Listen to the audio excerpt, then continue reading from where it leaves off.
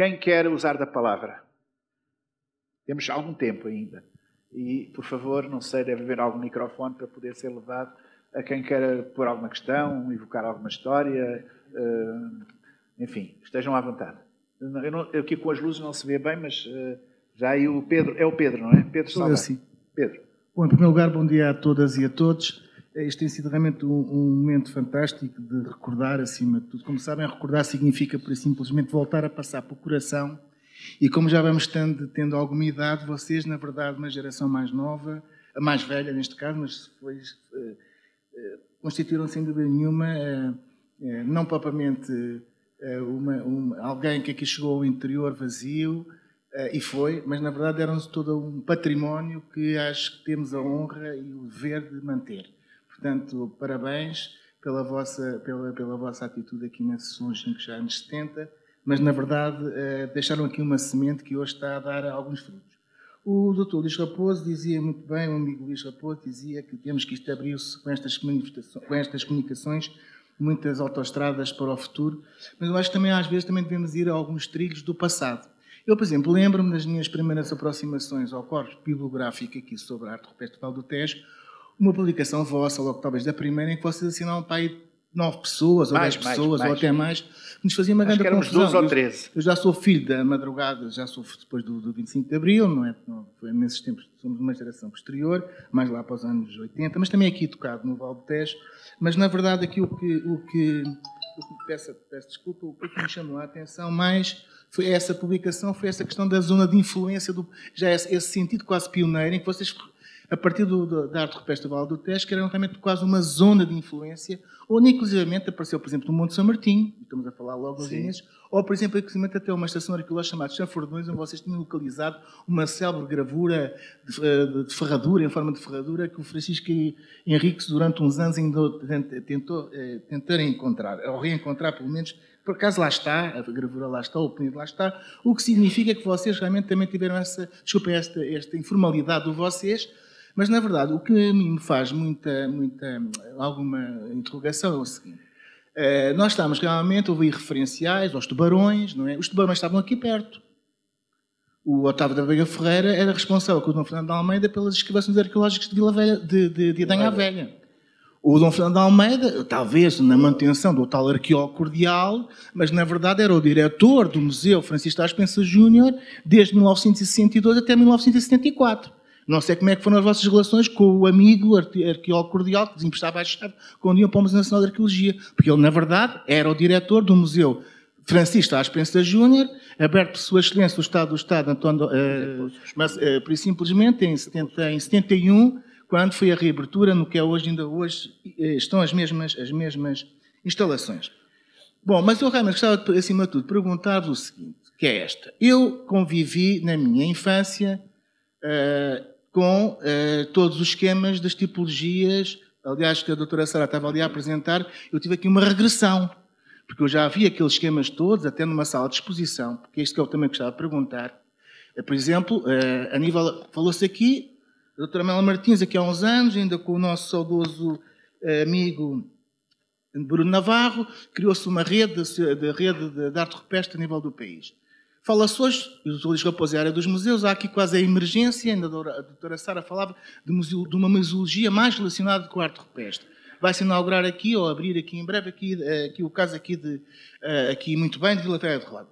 Mas realmente nesta cronologia da ação, houve aqui algo que eu acho que não foi referido, deve ter sido por um lapso, da vossa extraordinária metodologia, a atualização metodológica que significou a equipa da geração Tejo aqui, que foi a recolha de elementos arrancados realmente às margens do Tejo, que foram transportados para Lisboa, aliás, foram esquecidos, inclusive, isso aí é daquela, e que por acaso até já foram musealizados.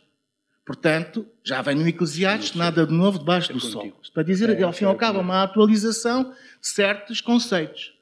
Portanto, houve aqui também na região um início de uma certa museologia a propósito das artes rupestres. Portanto, a pergunta que eu gostaria de fazer, e esta é a curiosidade, é quem é que definiu realmente, porque é que vocês tiveram essa consciência de recolher os espécimes, não é? Porque isso deve ter sido uma decisão, e foi uma decisão realmente pioneira. Que eu lembro-me, aliás, passando umas décadas, foi a mesma coisa que se colou no COA, noutra dimensão, mas realmente isso, arranca-se, não se arranca. Vocês arrancaram, e acho que parece-me também uma coragem. Pedro, levantas várias questões, eu talvez respondesse-me já aqui, os que quisermos, às tuas questões, que são várias, mesmo com prejuízo de alguma outra intervenção. São várias as questões, já passa a palavra. Nós, há uma grande diferença, eventualmente, não sei se há ou não, mas com o nosso tempo, pelo menos como eu percepciono, como jovens naquela altura. O Francisco falou nisso, nos gorilas na faculdade, falou no antes do 25 de Abril, no Maltese, em cima de um jipe, etc. Essas coisas todas nós recordamos e éramos muitíssimo... eu até era mais novo, mas digo, eles eram, eu também, depois quando entrei na faculdade, é que aprendi verdadeiramente o que era a política e o regime, não tinha essa consciência muito grande. Éramos muito aguerridos e do contra. Mas tínhamos, apesar disso, pontos importantes com as pessoas com quem, de algum modo, mesmo mais velhos, não é? Que para nós eram todos velhos, como dizia no outro dia a Manuela Coelho, acima de 30 anos era tudo velho. Na nossa percepção do mundo, daquela altura, não é? Mas tínhamos pontos com aqueles que respeitávamos. Mesmo que na faculdade os guerreássemos, que era o caso de Dom Fernando de Almeida, como diretor da faculdade, ou até do reitor do Veríssimo Serrão. Mas tínhamos pontos. Eu lembro, por exemplo, aqui em Ródão, de um almoço que nos foi oferecido pelo Veríssimo Serrão em Castelo Branco, e que fomos todos, como sabem, é o pai do Vítor, que era um dos que apresentou aqui testemunhos. O próprio filho tinha grandes discussões que sabíamos, nós, como colegas, com o pai, mas tínhamos essa ponte, porque, e sobretudo com o Dom Fernando de Almeida. Eu, por exemplo, e aí tu falaste muitas vezes no cordial, que é um termo que me encanita um bocado. Eu sinto-me cordial e cultivo a cordialidade como um valor. E porque bem sei que o termo é usado com outro contexto, noutras circunstâncias. Já passo a palavra, Francisco. E fomos acusados de sermos arqueólogos cordiais, alguns de nós. Para mim isso não é acusação, porque eu sou cordial.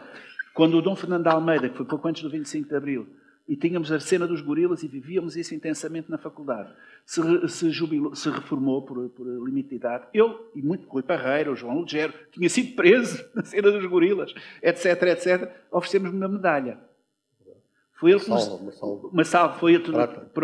foi ele também que nos abriu perto do museu, como aqui foi dito, já por outros. Portanto, havia esta relação que era de algum respeito. Nós, por exemplo, quando estávamos no museu, íamos comer pastéis de lei, não íamos para as cervejas, para a bejanga. Isto marca também uma diferente percepção de estar na vida. Não é? Mas Francisco, por favor.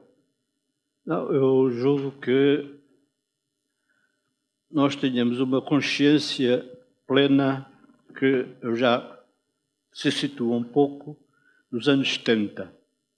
Ou seja, essas figuras, como o Dom Fernando de Almeida, que no fundo era um fidalgo, portanto, para nós, de certa maneira, eu não sou arqueólogo cordial, nem deixo de ser, é-me indiferente. Portanto, o que é que acontece? Acontece que nós tínhamos consciência de que o regime estava a mudar. E essa nossa consciência levava-nos também a saber que tínhamos que navegar em águas perigosas. E, portanto, tínhamos que manter relações com as figuras poderosas, de certa maneira. Mas, por exemplo, eu já não estive nesse jantar em que ofereceram a tal placa. Nem pensaria estar. E, portanto, efetivamente, porquê? Porque o Fernando de Almeida, no fundo, era uma figura fraca. Quando foi aquela batalha campal, ele estava nervosíssimo. E, portanto, falou até connosco e perguntou-nos qual era a nossa opinião. E nós dissemos que o que ele devia fazer era fechar a faculdade.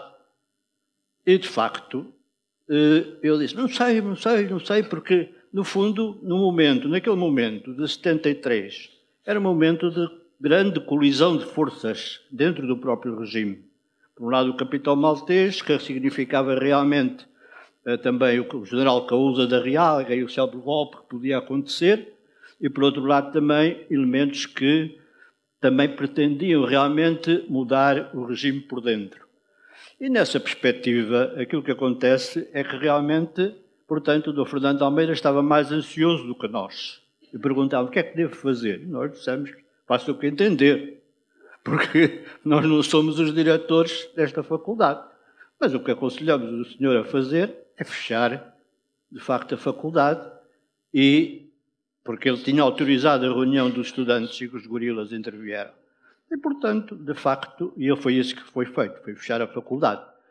Também falávamos com o Veríssimo Serrão, e depois também ele estava muito ansioso, porque esse grau de ansiedade tinha a ver com não saber como é que se posicionavam. Portanto, nós não éramos cordiais, nem deixávamos de ser cordiais. O que tínhamos de saber é que do nosso lado estava a força. Ou seja, só seria possível parar o movimento estudantil que tinha grande eco na Europa e todo este processo que se encaminhou para o 25 de Abril, porque, mais um pormenor só, prestei serviço militar, felizmente não fui para as colónias, mas fiquei no Estado-Maior do Exército. E, frequentemente, faziam perguntas os oficiais superiores sobre o que é que se passava na faculdade, e eu ia-os informando. E só agora, depois, é que refleti porque é que eles faziam essas perguntas. Porque, no fundo, eles queriam saber qual era a reação, de facto, efetivamente, sobre a intervenção que já estava em preparação há vários anos. Exatamente. Que, aliás, sucede à de Botelho Muniz em 1960, depois houve o golpe, tentativa de golpe de Estado com, de facto, os anos com Manuel Alegre também e com o Craveiro Lopes. Portanto, de facto, os próprios militares já há muito tempo que queriam mudar o regime. E, no fundo, para nós, figuras como o Fernando de Almeida eram figuras que pertenciam, de facto, também ao passado. Portanto, nós também manipulávamos, de certa maneira, as nossas relações, porque sabíamos que... Bem, passa a palavra ao Mário agora. Estavam, de facto... Não, mas isso é importante dizer. No fundo, já eram cadáveres adiados. Bom, cada um tem as suas percepções, mas eu confesso, eu estive nessa batalha campal com os gorilas no bar da faculdade, tirar garrafas, receber garrafas, vi o Lugero ficar ferido e depois ser preso, depois fugi, claro, consegui fugir, eles a seguir puseram grades nas janelas para que nós não pudéssemos sair. A quem nós recorremos para libertar o João Lugero, que estava preso, foi a um arqueólogo PIDE, que era o Farinha dos Santos. Ou ex-PIDE. Não concordo com isso. Mário. Foi um rumor que foi posto a correr. Responderam ali ao Pedro também. Eu não acredito, não há provas concretas que tenha sido o Farinha dos Santos que tenha intervido. Libertaram como libertaram todos os estudantes. Não, foi lá, porque houve pessoas que foram com ele. Porquê que não há provas concretas? Porque, efetivamente, eu não tenho documento nenhum. Mas houve o testemunho oral. Em que o Farinha... Houve pessoas que foram com o Farinha dos Santos lá, à polícia. Em que o Farinha dos Santos... Deixa o Mário falar. Diz, Mário. Como uma vez a Olinda foi multada na estrada que vinha para aqui e o Farinha dos Santos foi falar com os polícias e não houve multa nenhuma. Onde estão os documentos? Tens os testemunhos da Olinda, que infelizmente já morreu, mas que me transmitiu isso e toda a gente sabia.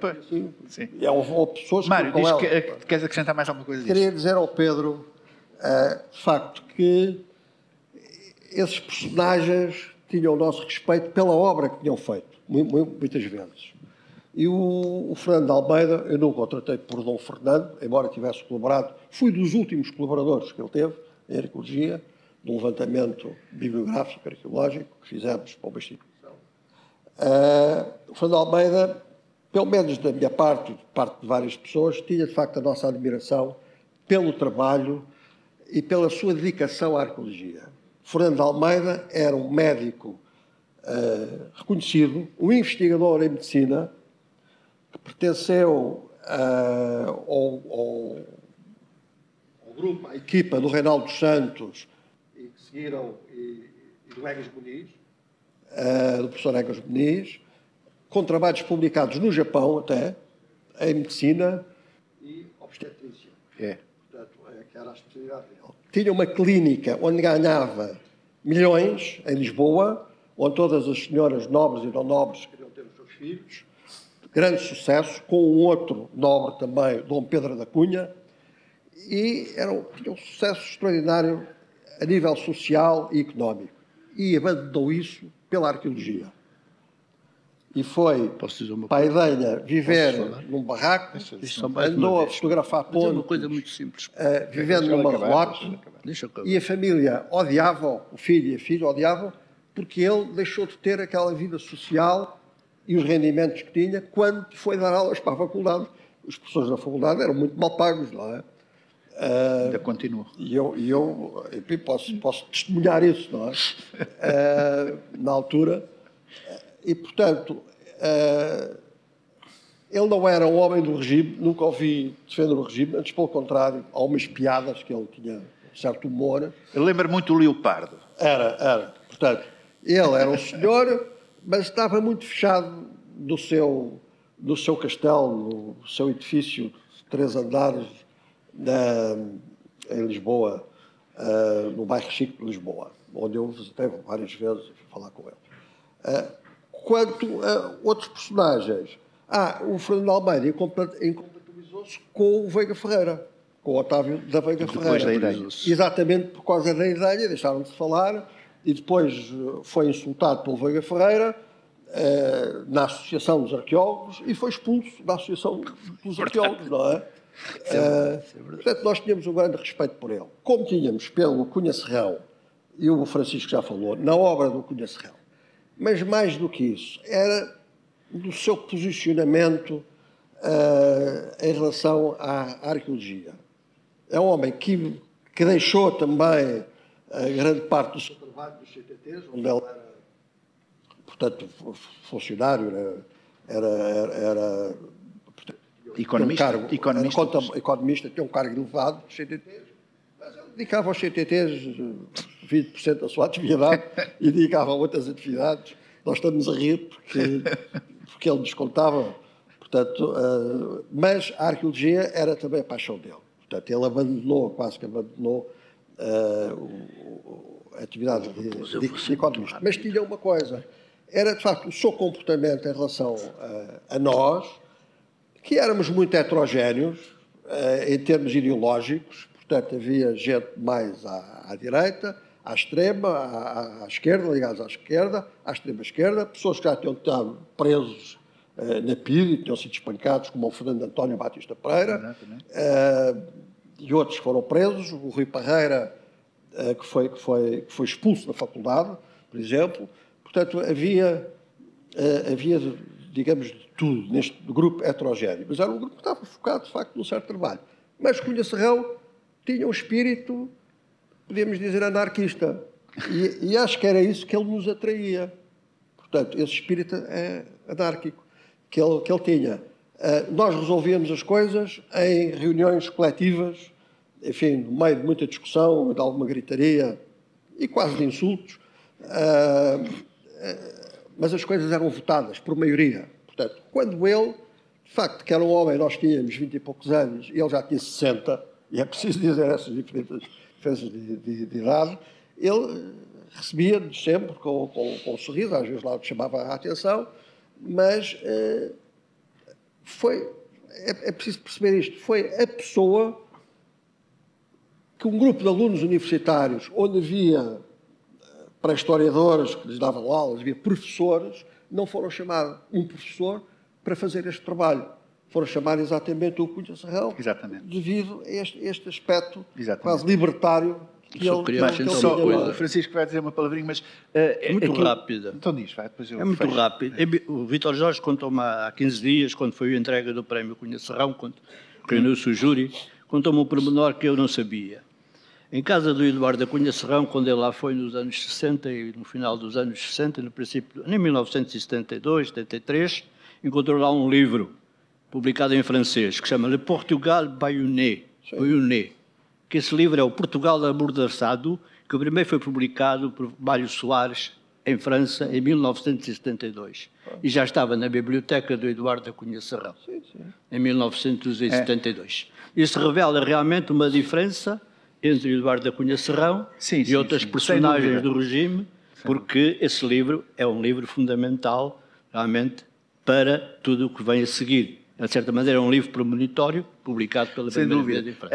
Esta diferença é total, é imensa entre o Eduardo da Cunha Serrão e os outros que nós poderíamos estimar, mas que faziam parte do establishment, que nos tínhamos, por vezes, digamos, respeito por a obra, pelas pessoas que eram, mas eram do outro lado. O Cunha Serrão não, estava do nosso lado. E esse trabalho que foi apresentado ao terceiro Congresso Nacional de Arqueologia no Porto, em 1973, e que é assinado por 12 ou 13 pessoas, foi épico. ou 10, não sei 10. quanto, 10. 10 pessoas. Foi épico, porque eu lembro-me, ele era o Cunha Serrão, e estou na minha percepção, outros, eles poderão ter outra. O Cunha Serrão, eu para já estava numa pensão manhosa na Rua Escura, porque não tinha dinheiro para mais, não é? E ele era o único que tinha hotel. E então reuníamos no hotel dele, todos, entrávamos, saíamos no quarto, e aquilo parecia um cabaré, não vou dizer mais, e todos estavam mesmo na recepção admirados, como este que ele corrompiu de sai, de entra, e discussões durante a noite dentro, a preparar a comunicação. E depois apresentámos a comunicação.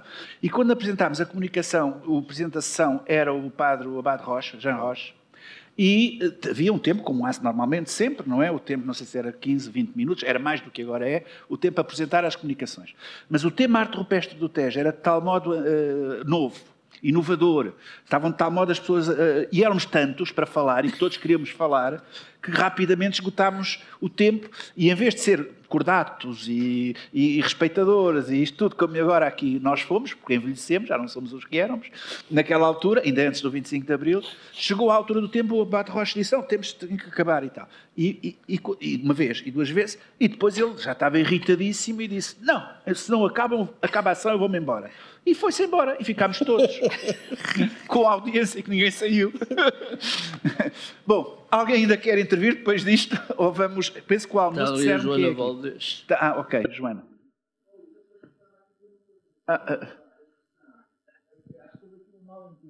Ok. À descodificação da expressão arqueólogo cordial. Sim, sim. Como vocês sabem, então, aliás, o Luís Raposo, no outro dia no Congresso em Lisboa, por causa dos museus em transição, falámos disso. Realmente a arqueologia, o património, realmente são confirmações na sociedade portuguesa depois do 25 de abril de 1974. E a expressão arqueólogo cordial tem a ver com os processos da historiografia, da instituição da ciência, da arqueologia, que a doutora Manuela Cardoso, a Manuela Martins há pouco disse muito bem, que é um atraso estrutural, não é, face a outros países da Europa, e que na verdade foi o Rui Coelho que utilizou esta aparente, porque vocês eram jovens turcos, vocês eram realmente os diabos, não é? Pronto, no bom sentido, claro. E vinham realmente, eram revolucionários. E a pergunta que eu vos fiz, por isso simplesmente, não foi propriamente, aliás, pelo amor de Deus, se há a pessoa que tem feito pela memória do Dom Fernando de Almeida na região, exatamente. Portanto, não foi nada disso. Mas gostava de saber como é que era a vossa relação realmente nessa cordialidade. E percebi que há aqui realmente muitas respostas relativamente a isso tudo.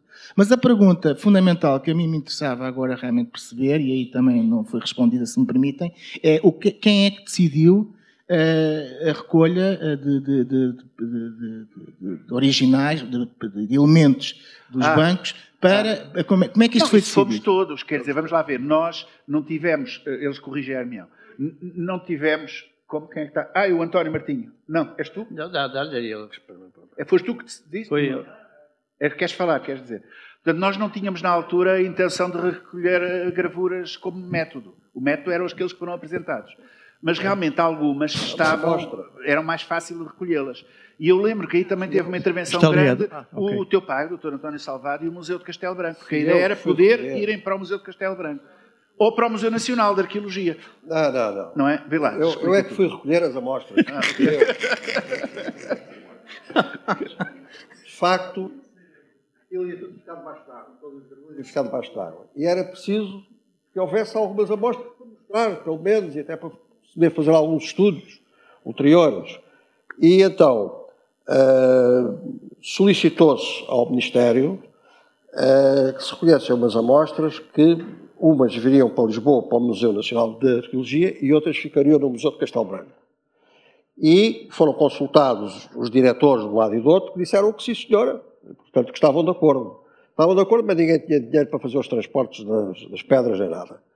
E então havia um empreiteiro que estava a fazer a barragem e portanto tinha ganho milhões e portanto pôs à nossa disposição, e fui lá eu, do grupo apenas eu, com 4 ou 5 homens, recolher algumas amostras. Não havia material para serrar as rochas, não havia nada disso. O que é que se escolheu? Pedras que estavam de facto soltas, que tinham gravuras, que estavam soltas. E, portanto, havia alguns blocos fáceis de recolher. Os homens levaram umas padiolas, puseram aquilo do jipe, depois puseram ao pé da estação de Fratel. Portanto, foram só recolhidas em Fratel. esses blocos. Estiveram lá alguns meses, depois ninguém ia lá buscar. Depois foram para Vila Franca e depois finalmente Vila Franca. E depois foram para o depósito dessa empresa que se deu os homens que foram lá fazer esse trabalho comigo. Umas foram para Castelo Branco, de facto, e depois outras para o museu, mas para o museu acho que muito pouco. Nem sei se chegou a ir algum. Acho que sim, foi uma. Pois, porque mas houve umas que depois do museu de Castelo Branco vieram para aqui para Vila Velha, rodam, já não sei como nem porquê. Agora, esta ação foi toda superiormente autorizada. Portanto, foi autorizada e fez-se relatório das pedras que se tinham levantado, com fotografias e referência. Bom, nós temos a Joana e o António para falar. Joana tinha pedido primeiro. Faz favor. Obrigada. Eu não sei se a próxima questão é relacionada com o que está a ser discutido agora, mas eu gostaria de colocar uma questão à Sara e também trazer algumas vozes femininas para esta discussão. Em relação... portanto, eu achei aquela ideia que estavas a falar das realidades virtuais e da aplicação das realidades virtuais é de facto interessante e dá acesso, portanto, possibilita um acesso ao tipo de património que neste momento está submergido, mais geral. Mas eu queria perguntar se neste processo se já pensaram que talvez por termos esta possibilidade de recriação destes ambientes e de acesso às gravuras destas formas digitais, se isso também não pode trazer o reverso da medalha, que será, por exemplo, em questão, digamos assim, a viabilidade de uma barragem do COA, por exemplo. Ou seja, se nós dissermos que sim, podemos recriar isto tudo, se depois não nos vem dizer, ok, afinal não precisam que as gravuras estejam onde estão agora, podemos construir a barragem do COA porque já podemos ter acesso virtual a este tipo de património. Responde já depois. Obrigada. Não. Bem, eu acho que primeiro toda a tecnologia que nos permite aceder ao território de maneira, ao património hoje em dia de modo virtual e realidade aumentada e várias outras coisas é, primeiro, muito interessante e importante. Não substitui nunca e jamais o verdadeiro património.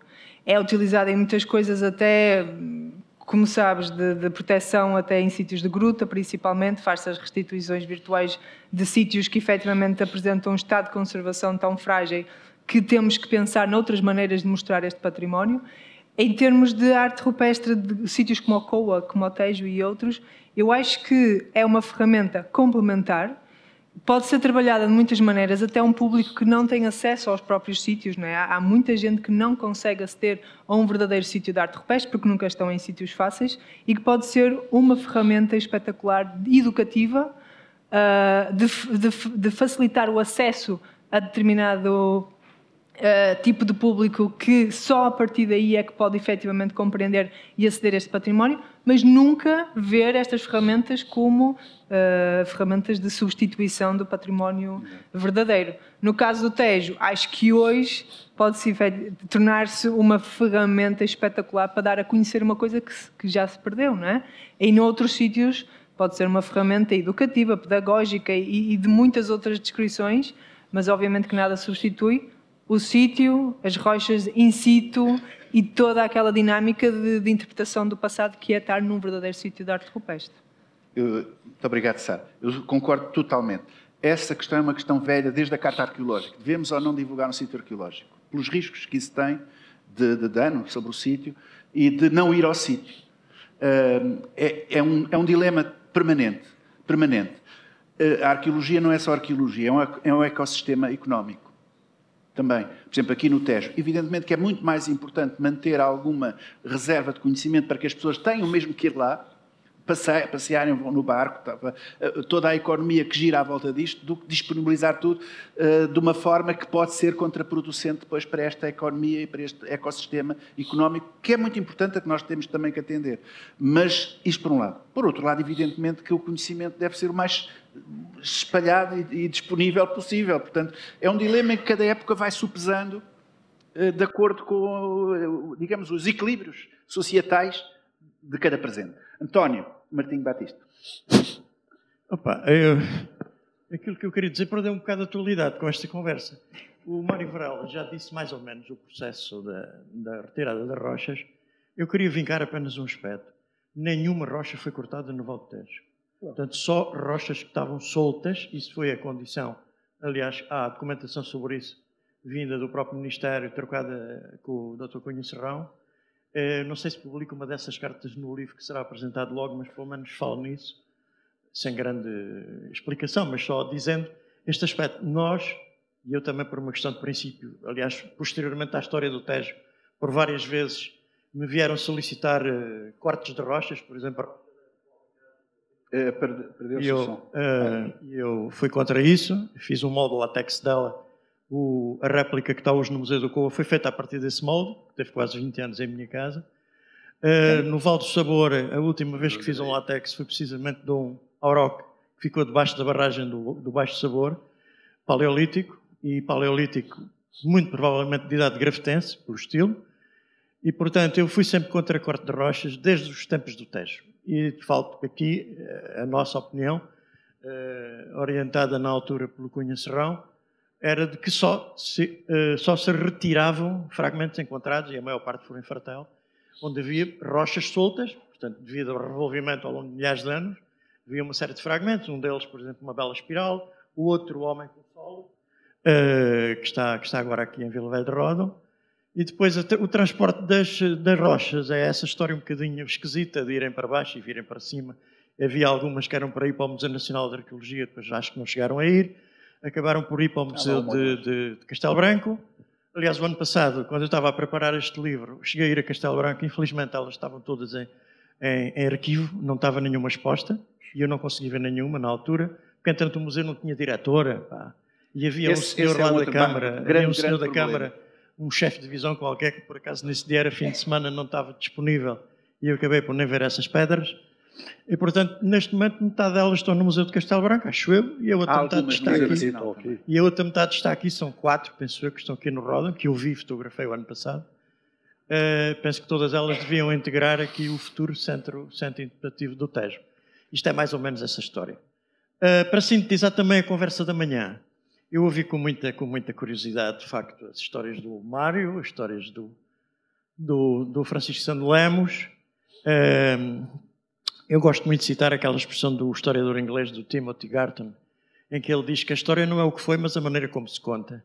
E a história é feita por estes fragmentos todos. Há muitas imprecisões no que eles disseram. Por exemplo, o Anati esteve em Portugal em fevereiro de 74 e não em 73, como disse o Sando Lemos. É apenas um exemplo. Muita história à látera sobre tudo isto e, portanto, a história é feita porque cada um de nós viveu a história à sua maneira e cada um de nós retira fragmentos da realidade. Cozermos depois todos estes fragmentos e estarmos aqui a contar essas histórias, tudo isto é extremamente rico. Isto é antropologia pura e dura, não é? Como é evidente. E, portanto, ouvimos, e eu ouço também sempre com muito agrado dos meus colegas que viveram alguns destes momentos comigo, eu tenho uma visão, se calhar, muito diferente de histórias que vivemos em conjunto. Claro. Algumas delas eu conto-as precisamente no livro que será apresentado logo. E era apenas este aspecto que eu queria deixar agora aqui antes de irmos almoçar. Como compreendem, depois da intervenção desta já dava para começarmos a discutir. Mas vamos encerrar só com uma última intervenção que a Andreia pediu para fazer e vamos dar lugar a uma jovem. Antes de encerrar. Uma jovem. Bom dia a todos. A minha questão é muito rápida e não tanto a parte de historiografia e todas estas histórias maravilhosas que estamos aqui a ouvir durante esta manhã e vamos continuar a ouvir nos próximos 2 dias, mas como também já foi dito, os sítios podem ser estudados novamente e principalmente muitos sítios de arte rupestre. E aqui a minha questão era para a doutora Sara e para o Dr. Mário Varela, de que forma ou se acham que as 2 teses de doutoramento, que são as 2 únicas teses de doutoramento que existem sobre o Val do Tejo, se podem complementar ou não. Se complementam, se têm dados completamente diferentes, se essas 2 teses fazem-nos abordar o Val do Tejo de maneiras distintas, ou se acham que se podem complementar e construir então uma nova narrativa ou complementar uma narrativa que já existe. Responder primeiro? Ladies first. Ladies first. Eu acho que mais do que falar em complementar. Eu acho que são dois trabalhos importantes no sentido em que deram uma primeira grande abordagem à arte do Tejo. Só que para mim o Tejo é extremamente complexo, é muito grande, tem muito coisas para discutir, características para analisar. Eu sinceramente olho para o trabalho feito até agora como o início. Há muita coisa para fazer. Há 2 grandes catálogos, é verdade, complementam-se muito, há muitas convergências neste catálogo, talvez interpretações diferentes, há coisas que divergem também, mas muito do trabalho que nós fizemos, eu já o disse, teve muita importância toda a questão do levantamento fotográfico que o Dr. Mário Varela Gomes apresenta no trabalho dele, foi importantíssimo, porque efetivamente é esse o espólio que existe fotográfico. Muitos desenhos que foram sendo publicados ao longo do tempo, os trabalhos monográficos de algumas rochas, da F49, da 155, ou seja, eu acho que há hoje uma ideia mais bem construída do que realmente qual é o potencial do Vale do Tejo. Na minha visão, ainda há décadas de trabalho pela frente. Eu diria que há muito trabalho para ser feito, para se compreender efetivamente, para enquadrar as gravuras do Tejo a nível peninsular, a nível europeu, entendendo a arte esquemática peninsular, que não é só gravada, é pintada, os sítios pintados à nossa volta e em termos regionais e internacionais. Ou seja, eu olho para o trabalho de hoje como o início. Eu continuo a rever o Tejo, eu continuo a olhar para a tipologia que foi trabalhada e continuo a mudar coisas e a pensar em coisas diferentes e já estou a olhar para o Tejo até de modo diferente hoje em dia. E até potencializar, lá está, a questão da virtualidade, de uso no futuro, como é que podemos potenciar o trabalho feito até agora. Por isso, para mim, não só se complementam, como é o pontapé de saída para o que eu espero que estudantes do futuro se interessem. Muito bem. Mário? Como conheces, enfim, os 2 trabalhos, a tese que fez a Sara e a minha, são trabalhos completamente diferentes. Portanto, ela estudou os cervídeos, e aliás com algumas classificações, como, enfim, de alguns animais, a meu entender, erradas, mas, portanto, ela estuda os cervídeos, eu estudo Tejo globalmente. Portanto, eu faço um trabalho onde estudam 1500 superfícies e descrevi, uma a uma, 6200 figuras, com a descrição técnica, a localização, as sobreposições. Portanto, há descrições para uma imagem de página inteira. Portanto, foi uma análise intensiva e depois, além de tentar integrar a arte do Tejo nos seus contextos, portanto, do que a rodeiam, portanto, os sítios onde as pessoas viveram e morreram, portanto, também ligado ao megalitismo, mas depois, ulteriormente, a outros períodos. Portanto, é um trabalho integrador, mas, e como há pouco disse, tentei seguir aquilo que tinha sido gizado pela equipa inicial das suas propostas. Tentar perceber o comportamento dos signos, as suas interações e tentar perceber, portanto, qual era a ideologia das pessoas que produziram, não só em termos sociais, mas em termos religiosos, etc., que produziram aquela arte. Portanto,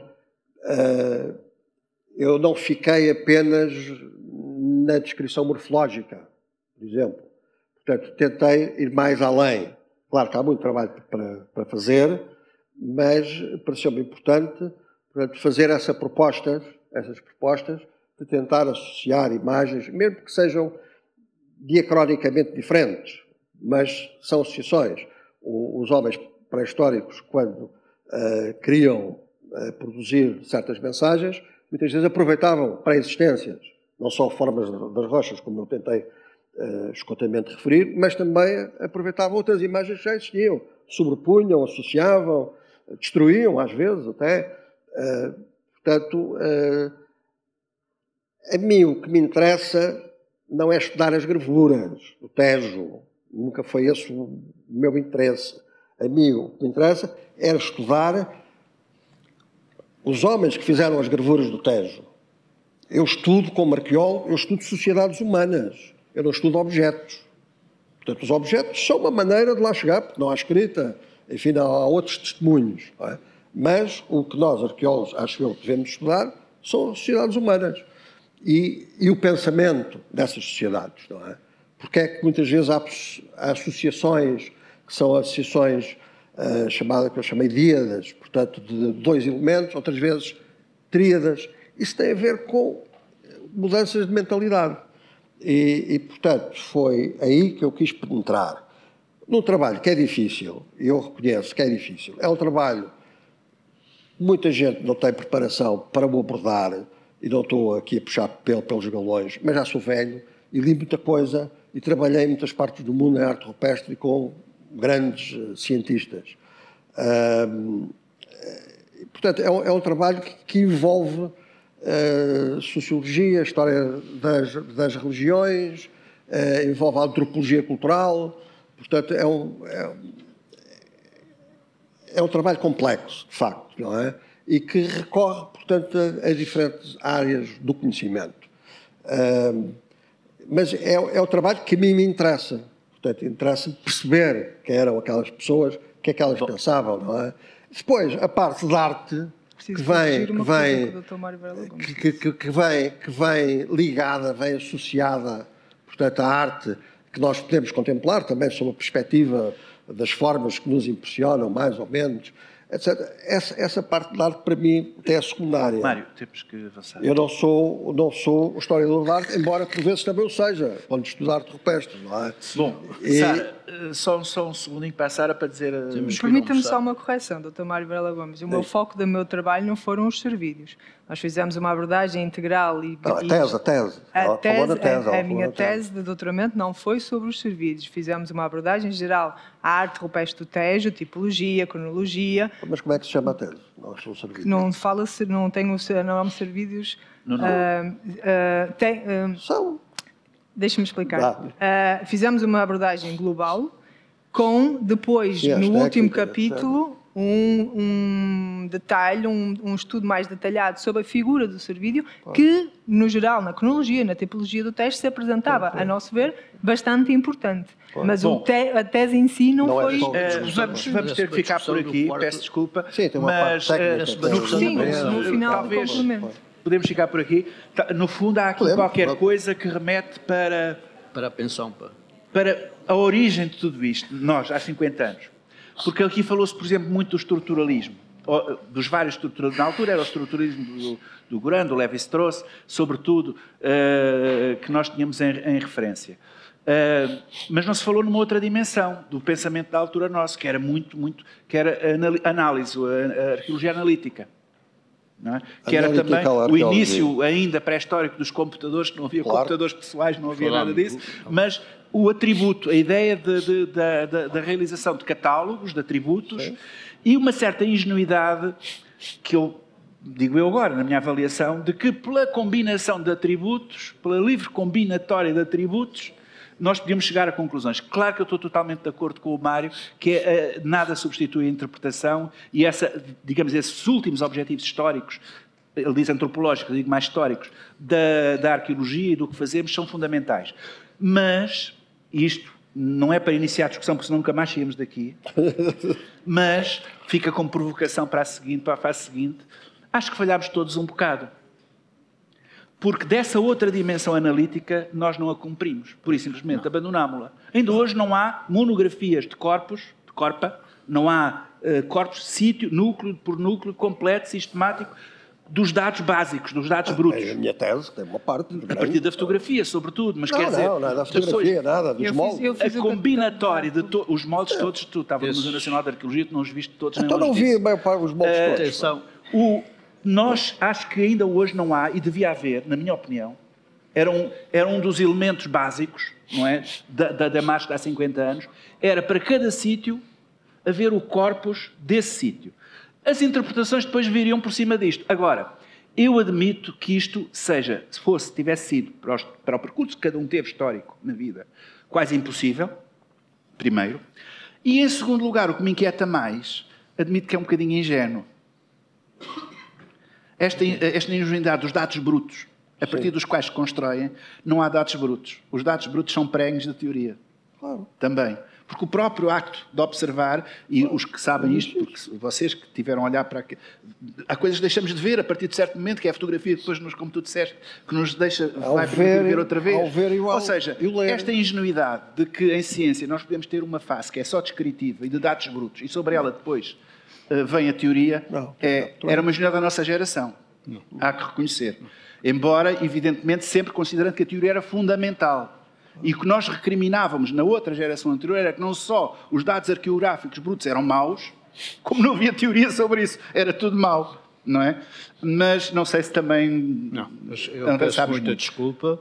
Não fiques ofendido com o que eu disse. Peço desculpa, mas no projeto inicial estava realmente a referência para a análise desses atributos para os sistemas informáticos. Pois, exato. Em 73. Ou seja... Podem continuar a falar, mas há uma coisa chamada inteligência artificial. Bom, vamos todos almoçar, porque é a inteligência natural.